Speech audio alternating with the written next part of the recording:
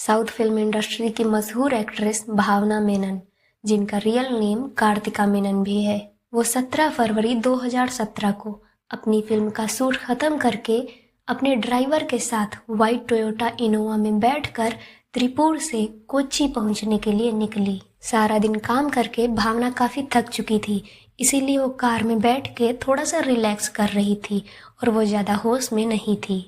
जब भावना की कार अंथेराम पुंजा के पास पहुंची तो पीछे से अचानक से एक ब्लैक कलर की कार ने आकर के भावना की कार को टक्कर मारी। जैसे ही कार ने भावना की कार को टक्कर मारी, भावना तुरंत उठ गई, लेकिन जब तक वो समझ पाती कि क्या हुआ, वो ब्लैक कलर की कार आगे आकर के भावना की कार के सामने खड़ी हो जाती है। फिर उस कार में से 7 लोग बाहर निकलते हैं, जिन्होंने अपने चेहरों को कपड़े से ढक रखा था। अब भावना समझ चुकी थी कि कुछ न कुछ गलत होने वाला है कि तभी ये 7 लोग आते हैं और सबसे पहले भावना के ड्राइवर को मारकर भगा देते हैं और फिर चारों तरफ से भावना की कार में घुस जाते हैं। अब इस वक्त उस कार में वो 7 लोग थे और भावना उनके बीच अकेले फंसी हुई थी। भावना काफी चीखी और चिल्लाई, मदद मांगने की कोशिश की, लेकिन अफसोस उनकी मदद करने वाला वहाँ पे कोई नहीं था। इसके बाद ये लोग भावना के साथ गंदा काम करना स्टार्ट कर देते हैं और लगातार 2 घंटे तक ये सभी लोग बारी बारी से भावना का करते हैं। इन 2 घंटों में भावना की कार लगातार शहर की सुनसान सड़कों में चक्कर काट रही थी। भावना चिल्ला चिल्ला कर मदद मांगने की कोशिश कर रही थी, लेकिन उनकी आवाज कार से बाहर नहीं जा पा रही थी क्योंकि सारे डोर्स और विंडो क्लोज थे। अगर उनकी आवाज बाहर पहुंच भी जाती तो शायद ही उनकी मदद के लिए कोई आता, क्योंकि उन सुनसान सड़कों पर उनकी आवाज सुनने वाला कोई नहीं था। ये लोग भावना का तो करते ही हैं, लेकिन साथ ही वीडियो भी रिकॉर्ड करते हैं ताकि वो आगे चलकर इस वीडियो का यूज वो भावना को ब्लैकमेल करने के लिए कर सके। तो जब उन 7 में से एक इंसान वीडियो बनाने के लिए अपना फ़ोन निकालता है तो भावना इस कोशिश में लग जाती है कि वो वीडियो ना बना पाए, और इस कोशिश में भावना का हाथ उस इंसान के चेहरे पर जाके लग जाता है और उस इंसान के चेहरे से वो कपड़ा हट जाता है, जिसके बाद भावना उसका चेहरा देख लेती है। जब भावना उसका चेहरा देखती हैं तो वो हैरान रह जाती हैं, क्योंकि इस इंसान को भावना ने पहले भी फिल्म इंडस्ट्री में देखा हुआ था, जिससे भावना ये समझ जाती है कि ज़रूर ये इंसान फिल्म इंडस्ट्री के किसी न किसी एक्टर या एक्ट्रेस का ड्राइवर है। और वो जो इंसान था, उस इंसान का नाम था पल्सर सुनी। 2 घंटे बीत जाने के बाद रात के करीब 11:30 बजे ये लोग भावना को मशहूर डायरेक्टर और एक्टर लाल के घर के बाहर छोड़ देते हैं, लेकिन उससे पहले भावना को धमकी देते हैं कि अगर जा करके किसी को भी ये बात बताई या फिर हमारा नाम लिया तो फिर हम ये वीडियो वायरल कर देंगे और तुम्हारा कैरियर बर्बाद हो जाएगा। भावना तुरंत लाल के घर के अंदर गई और उन्हें सारी बात बताई। लाल और उनकी फैमिली ने भावना का पूरा सपोर्ट किया, लेकिन भावना पुलिस कंप्लेंट करवाने से डर रही थी, क्योंकि उनको डर था कि अगर उन्होंने पुलिस कंप्लेंट करवाई और वो वीडियो वायरल हो गया तो उनकी ज़िंदगी बर्बाद हो जाएगी। लेकिन लाल ने उनको समझाया कि अगर तुम पुलिस कंप्लेंट नहीं करोगी तो हो सकता है कि ये लोग आगे चलकर तुम्हें और परेशान करें और फिर से ऐसी हरकतें करने की कोशिश करें। जिसके बाद इस केस के बारे में पुलिस को इन्फॉर्म किया गया और उसी रात FIR दर्ज की गई। और फिर उसके बाद लाल भावना को लेकर हॉस्पिटल गए मेडिकल चेकअप करवाने के लिए। पुलिस ने जब इन्वेस्टिगेशन स्टार्ट की, और क्योंकि भावना ने उन्हें पल्सर सुनी के बारे में पहले ही बता दिया था, जिससे 6 दिन बाद 23 फरवरी 2017 को पुलिस ने पल्सर सुनी को गिरफ्तार कर लिया। पल्सर सोनी अरुणाकुलम में रहता था और उसका रियल नेम MS सोनी था। वो अपनी पल्सर बाइक को लेकर फेमस था, इसीलिए लोग उसको पल्सर सोनी कहकर बुलाते थे। जब पल्सर सोनी गिरफ्तार हुआ तो उसके बाद एक एक करके उसके सभी साथियों को गिरफ्तार कर लिया गया और उन 7 को सजा भी दे दी गई। अब यहाँ पे आपको लग रहा होगा कि केस सॉल्व हो चुका है, क्योंकि जिन्होंने गलत किया था उन्हें सजा मिल चुकी है और भावना को न्याय भी मिल चुका है, लेकिन ऐसा नहीं है, क्योंकि अभी तो इस केस में जो राज छुपा है उसका सामने आना बाकी है।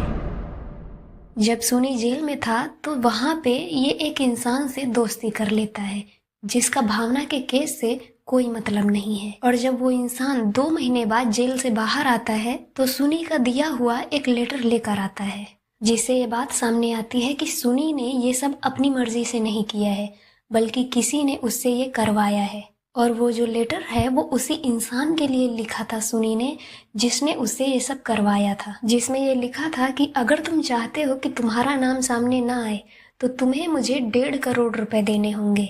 साथ ही उसने लेटर में असॉल्ट की वीडियो का भी जिक्र किया कि वो वीडियो उसके पास है। तो अब ये सवाल आता है कि आखिर सुनी ने ये लेटर किसके लिए लिखा था। सुनी ने ये लेटर साउथ के सुपरस्टार दिलीप के लिए लिखा था। पहले तो पुलिस को भी यकीन नहीं हो रहा था कि ये लेटर सच में सुपरस्टार दिलीप के लिए लिखा गया है, लेकिन जैसे जैसे इन्वेस्टिगेशन आगे बढ़ी वैसे वैसे सच सामने आता गया, जिसके बाद ये सच सामने आया कि सोनी ने ये सब अपनी मर्जी से नहीं किया, बल्कि दिलीप ने उससे ये सब करवाया था। लेकिन दिलीप ने भावना के साथ ये सब क्यों करवाया? क्या दुश्मनी थी भावना के साथ उनकी कि उन्हें इस हद तक जाना पड़ा? इसे समझने के लिए हमें कुछ साल पीछे 2014 में जाना पड़ेगा। 2014 में दिलीप की पत्नी थी मंजू वॉरियर, लेकिन दिलीप का अफेयर चल रहा था काव्या माधवान के साथ, और ये बात भावना को पता थी। और क्योंकि भावना दिलीप की पत्नी मंजू वॉरियर की अच्छी दोस्त थी, इसीलिए वो अपनी दोस्ती निभाती हैं और मंजू वॉरियर को काव्या माधवान के साथ चल रहे दिलीप के अफेयर के बारे में बता देती हैं, जिसके बाद मंजू और दिलीप का डाइवोर्स हो जाता है। दिलीप उस वक्त ज़्यादा कुछ रिएक्ट तो नहीं करते हैं, यानी कि वो भावना से ज़्यादा कुछ कहते तो नहीं है, ना ही भावना के साथ उनका कोई झगड़ा होता है। और फिर इसके बाद वो 2016 में काव्या माधवान से दूसरी शादी भी कर लेते हैं, जिससे भावना की अफेयर वाली बात सच साबित होती है। लेकिन कहीं न कहीं भावना का मंजू वॉरियर को अफेयर के बारे में बताना दिलीप को पसंद नहीं आया था। इस बात ने दिलीप के ईगो को हर्ट कर दिया था और इसी का बदला लेने के लिए दिलीप ने ये सब करवाया था। जिसके बाद 10 जुलाई 2017 को पुलिस ने दिलीप को अरेस्ट कर लिया। लोगों को यकीन नहीं हो रहा था कि एक सुपरस्टार जो कि अपनी फैमिली फ्रेंडली इमेज के लिए जाना जाता है वो ऐसा कर सकता है। दिलीप के खिलाफ सारे सबूत थे, कॉल रिकॉर्डिंग्स और सोनी का कन्फेशन, जिसमें दिलीप का नाम साफ साफ था। लेकिन अभी तक पुलिस को वो वीडियो नहीं मिला था जिसका जिक्र सोनी ने दिलीप को लिखे हुए लेटर में किया था। कुछ टाइम जेल में रहने के बाद दिलीप अपने पैसे और पॉलिटिक्स में कनेक्शन की वजह से जल्द ही जेल से बाहर आ जाते हैं। साल बीत रहे थे और लोग इस केस के बारे में लगभग भूल चुके थे, लेकिन 2022 में इस केस को लेकर एक बड़ा खुलासा होता है।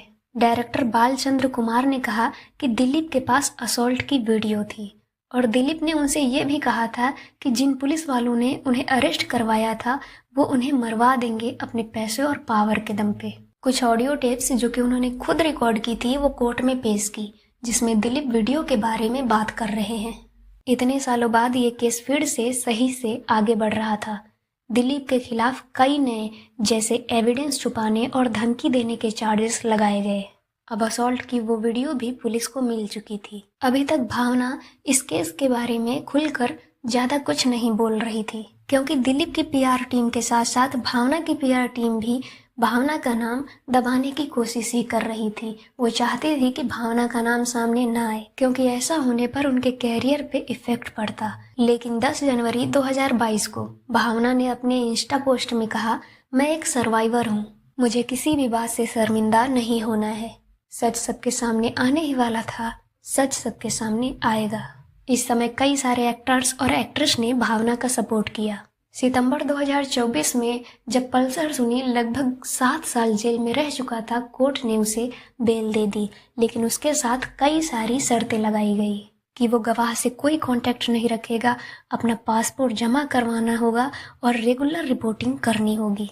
अगर दिलीप की बात करें तो उनका केस अभी भी कोर्ट में चल रहा है, उन्हें अरेस्ट नहीं किया गया है और वो पूरी आज़ादी के साथ फिल्म इंडस्ट्री में काम कर रहे हैं।